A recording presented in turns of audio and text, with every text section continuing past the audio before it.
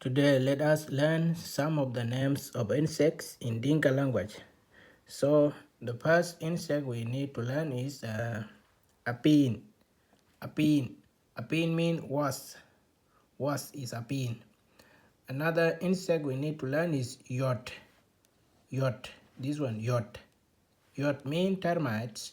Termites. Another insect we need to learn is chech. Chech. Chech means V. V.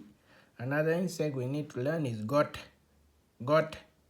Got means grasshopper. Grasshopper. Another insect we need to learn is alwang. Alwang. Alwang means housefly. Butterfly is a farfar. A farfar. Liok liok means earthworm. Roy means worm. So subscribe to get the full video of insect in Dinka language, please.